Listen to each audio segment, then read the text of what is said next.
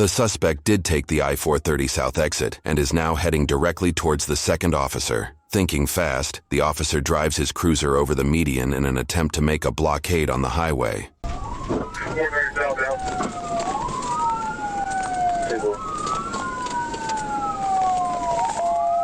And on the shoulder right now.